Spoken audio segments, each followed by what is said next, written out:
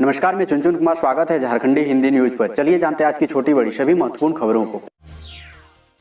कालाबाजारी रोकने के लिए स्पेशल टीम का किया गठन। सादे लिबास में तैनात होगी police. Remdesivir injection, oxygen, oximeter, PPE kit सहित कोरोना पीड़ितों के लिए मददगार माने जाने वाली सभी जरूरी दवाओं और चिकित्सकीय उपकरणों की कालाबाजारी हो रही है। अस्पताल में बेड दिलाने, शमशान में अंत्येष्टि और एम्बुलेंस से पहुंचाने में मनमाने पैसे की वसूली की जा रही है। इसे देखते हुए रांची में एक विशेष टीम का गठन किया गया है। यह विशेष टीम कालाबाजारी की सूचना का सत्यापन और रैकेट में शामिल लोगों के खिलाफ कार्रवाई करेगी। सभी अस्पतालों में सादे लिबास में पुलिसकर्मी की टीम तैनात रहेगी। कालाबाजारी का मामला उजागर होने के बाद हाईकोर्ट ने एसएसपी को इस पर रोक लगाने के लिए आदेश दिया था। इसके बाद एसएसपी ने एक विशेष टीम का गठन किया है।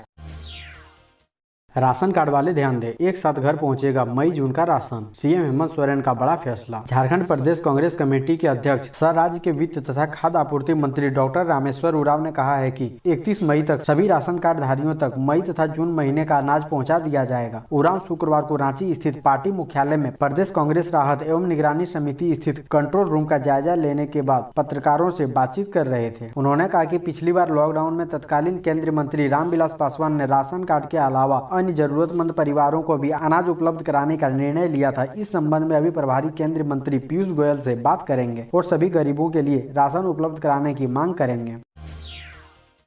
रांची में बेवजह सड़क पर घूमने वालों से वसूला जाएगा जुर्माना। दोपहर 3 बजे से सघन चेकिंग। स्वास्थ्य सुरक्षा सप्ताह के दूसरे चरण में पुलिस पहले से ज्यादा सख्त है। 3 बजे के बाद सड़क पर नजर आने वालों को रोककर उनके निकलने का कारण पूछा जाएगा। कारण से संतुष्ट होने पर ही पुलिस उन्हें जाने देगी। अनावश्यक नजर आने वालों से जुर्माना वसूला जाएगा। शहर के अल्बर्ट एक्का चौक, कंटाटोली चौक, सुजाता चौक, बहु बाजार चौक, राजेंद्र चौक, विरसा चौक, अरगोड़ा चौक, रातू रोड चौक, लालपुर चौक, करमटोली चौक आदि जगहों पर पुलिस की टीम तैनात है। हर आने जाने वाले वाहन चालकों की चेकिंग की जा रही है। गाड़ी के कागजात के अलावा मास्क की भी जांच होगी।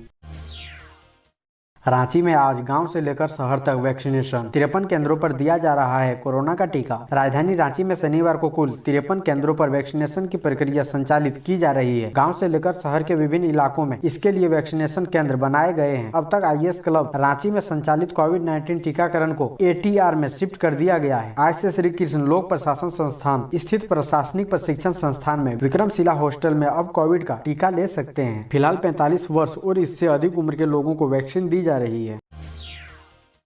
कोरोना संक्रमित पुलिसकर्मी की इलाज के लिए पुलिस मुख्यालय ने दिए 3.50 करोड़। राजधानी रांची में पुलिसकर्मियों के बीच कोरोना वायरस के बढ़ते मामलों को देखते हुए रांची पुलिस गंभीर हो गई है। रांची के एसएसपी सुरेंद्र कुमार झा ने पुलिसकर्मियों के बेहतर इलाज और समुचित व्यवस्था के लिए पुलिस मुख्यालय से 3.50 करोड़ रुपए की मांग की है। इसके लिए पुलिस मुख्यालय को एक प्रस्ताव भेजा गया है। पुलिस की ओर से तैयारी की गई है कि रांची पुलिस के जवान और पदाधिकारी के लिए अलग कोविड-19 मैनेजमेंट सेंटर बनाया गया है। यहाँ समुचित इलाज की व्यवस्था के लिए अपना फंड हो। इससे संक्रमित पुलिस के जवानों और पदाधिकारियों के इलाज के लिए बेड की व्यवस्था, ऑक्सीजन की व्यवस्था और वेंटिलेटर की समुचित व्यवस्था हो। किसी भी तरह की मेडिकल सुविधा की जरूरत पड़ने पर पुलिस अपने स्तर से ही व्यवस्था कर सके।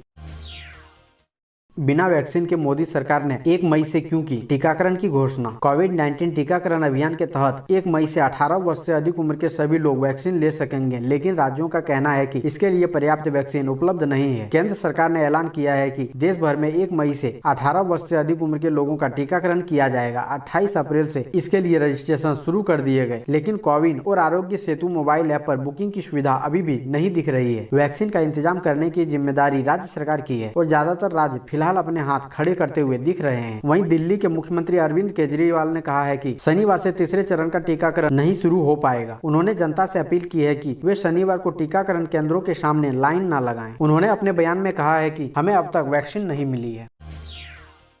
संक्रमित मुसाफिर अब नहीं दे सकेंगे चकमा। मोबाइल लोकेशन के आधार पर ढूंढेगा प्रशासन। कोरोना पॉजिटिव व्यक्ति के करंट लोकेशन का पता करने के लिए धनबाद के उपायुक्त उमा शंकर सिंह ने शनिवार को सर्किट हाउस स्थित कोविड वार रूम में बीएसएनएल, एयरटेल, रिलायंस जियो और वोडाफोन के प्रतिनिधियों के साथ बैठक की। बैठक के दौरान उपायुक्त ने कहा कि जिले में कोरोना संक्रमण की चैन को तोड़ने के लिए Dhanbad railway station, bus stand, indoor stadium सहित विभिन्न स्थानों पर लोगों की जाँच की जा रही है। जाँच के क्रम में लोगों का मोबाइल नंबर और एड्रेस रजिस्टर में दर्ज किया जाता है। रिजल्ट आने के बाद जब पॉजिटिव व्यक्ति को ट्रेस किया जाता है तब अधिकतर लोगों का एड्रेस गलत मिलता है। इसलिए इन्होंने सभी मोबाइल कंपनियों के प्रतिनिधियों से मोबाइल नंबर के आधार पर संक्रमित व्यक्ति का लोकेशन ट्रेस कर उनका करंट एड्रेस जिला आपदा प्रबंधन प्राधिकार धनबाद को उपलब्ध कराने का निर्देश दिया। एयर इंडिया के अधिग्रहण के लिए टाटा ग्रुप ने लगाई सबसे ज्यादा बोली, साल के अंत तक हो सकता है सौदा। टाटा समूह देश की सबसे महत्वपूर्ण उद्योग माने जाने वाली एक कंपनी का अधिग्रहण करने वाली है। इसके लिए पिछले दिनों हुई बिडिंग में टाटा समूह ने सबसे ज्यादा बोली लगाई है। ऐसा में माना जा रहा है कि सभी प्रक्रियाओं को पूरा करने के बाद इस साल के अंत तक सौदे को मंजूरी मिल जाएगी। आपको बता दें कि वह कोई उद्योग नहीं बल्कि भारतीय विमानन सेवा है। केंद्र सरकार ने अपने बजट में सार्वजनिक उपकरणों का विनिवेश करने की पहले ही घोषणा कर चुकी है, जो निजीकरण के क्षेत्र में विमानन के रूप में सबसे बड़ा क्षेत्र है।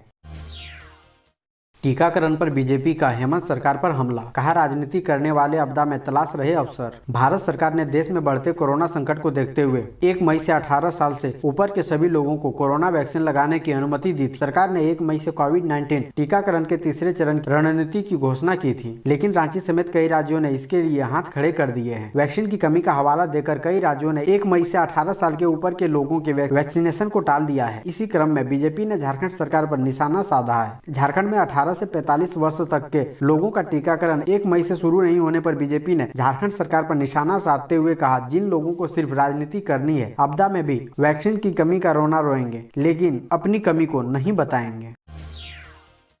XLRI के सभी कोरोना संक्रमित 46 विद्यार्थियों ने दी कोरोना को मात। कैंपस आइसोलेशन में ही हो रहा था इलाज। अभी जब कोरोना का कहर ढाए हुए हैं, तब निराश हो रहे लोगों के लिए कुछ खबरें सुकून देने वाली होती है, जिन्हें सुनकर अनायास ही राहत मिलती है। XLRI के 46 विद्यार्थी पिछले दिनों कोरोना से संक्रमित हो गए थे, जिनमें से सभी अब स्वस्थ होकर अपने अपने घर लौट गए हैं। संस्थान प्रबंधन की ओर से बताया गया कि पिछले दिनों यहाँ के विद्यार्थियों की कोरोना जाँच हुई थी, जिसमें 46 विद्यार्थी पॉजिटिव पाए गए थे। इसके बाद सभी को XLRI कैंपस में ही आइसोलेशन में रखा गया था। डॉक्टरों द्वारा सभी विद्यार्थियों का उचित इलाज कराया जाता रहा और साथ ही उन्हें मोटिवेट भी किया जा रहा था। करीब 1 सप्ताह में सभी ने रिकवर किया। रांची सदर अस्पताल में ऑक्सीजन के लिए अफरा तफरी, सभी बेड फुल। रांची में कोरोना वायरस लोगों की सांसें रोक रहा है। बेड व ऑक्सीजन की समस्या तो धीरे धीरे कम हो रही है, लेकिन कभी कभी अस्पताल प्रबंधन की लापरवाही के कारण मरीज की जान पर आ पड़ती है। शुक्रवार की सुबह सदर अस्पताल में उस समय थोड़ी देर के लिए अफरा तफरी की स्थिति उत्पन्न हो गई, जब जमशेदपुर से मंगाए गए सिलेंडर को अस्पताल में ऑक्सीजन पाइप से जोड़ा जाने लगा। स्वास्थ्य कर्मी रखे हुए सिलेंडर को पाइप से जोड़ने के लिए जाने लगे तो पता चला कि सिलेंडर खाली है। इसके बाद तत्काल छोटा सिलेंडर लगाया गया और जमशेदपुर से मंगाए गए सभी 200 सिलेंडर को रिफिलिंग के लिए भेजा गया। इस बीच छोटा सिलेंडर को लाने और लगाने में 10 मिनट लग गए। उस 10 मिनट में अफरा तफरी की स्थिति हो गई थी। करीब 1 घंटे बाद बड़ा सिलेंडर भी रिफिलिंग होकर आ गया, तब जाकर स्थिति सामान्य हुई। रेलवे ने दी बड़ी राहत, 2 मई को चला रहा ये महत्वपूर्ण ट्रेन। रेलवे ने श्रमिकों की भीड़ कम करने और अहमदाबाद से श्रमिकों को झारखंड पहुंचाने के लिए एक सुपरफास्ट स्पेशल ट्रेन चलाई है। ये ट्रेन अहमदाबाद से चलकर रांची होते हुए धनबाद तक जाएगी। ये ट्रेन 1 वे होगी, यानी अहमदाबाद से धनबाद तक जाएगी, धनबाद से वापस अहमदाबाद नहीं जाएगी। ये ट्रेन संख्या 09419 अहमदाबाद धनबाद पूरी तरह से आरक्षित ट्रेन होगी। ये सुपरफास्ट स्पेशल ट्रेन 2 मई रविवार को अहमदाबाद से चलेगी। ये ट्रेन सिर्फ एक ट्रिप लगाएगी। SLR के 2 कोच, सामान्य श्रेणी के 3 कोच, द्वितीय श्रेणी स्लीपर के 17 कोच, यानी कुल 22 कोच होंगे। जो बाइडेन ने अपने प्रशासन को भारत की मदद के लिए कहा।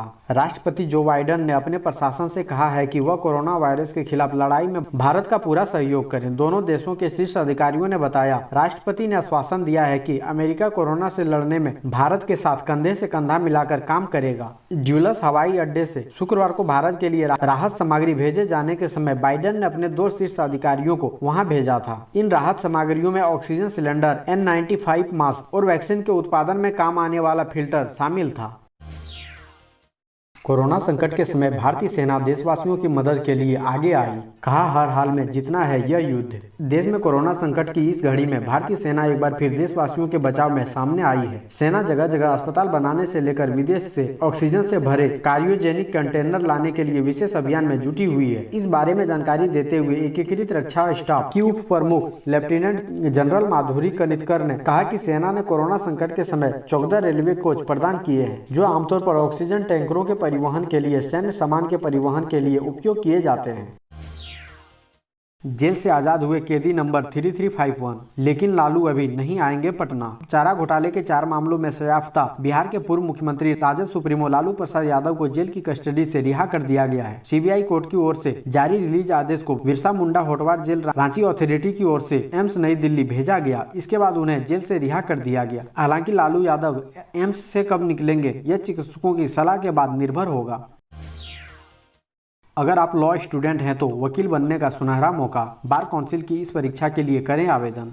अगर आपने कानून की डिग्री ले ली है और अदालत में प्रैक्टिस करना चाहते हैं तो इसके लिए बार काउंसिल ऑफ इंडिया का लाइसेंस होना जरूरी है। तो सवाल उठता है कि आखिर यह लाइसेंस कैसे हासिल की जाती है। इसके लिए बार काउंसिल ऑफ इंडिया द्वारा हर वर्ष परीक्षा का आयोजन किया जाता है जिसे ऑल इंडिया बार परीक्षा कहा जाता है। लाइसेंस हासिल करने के लिए यह परीक्षा पास करना जरूरी होता है। बार काउंसिल ऑफ इंडिया ने परीक्षा की आवेदन तिथि बढ़ा दी है। इस परीक्षा के लिए आवेदन करने का अभी भी आपके पास मौका है। इस साल bar council of India all India बार परीक्षा का 16वें संस्करण की परीक्षा का आयोजन कर रहा है। इसके लिए पहले आवेदन की तिथि अप्रैल 2021 थी, लेकिन कोरोना महामारी के कारण BCI ने आवेदन बढ़ाने की अंतिम तिथि को बढ़ाकर 15 जून 2021 कर दी है।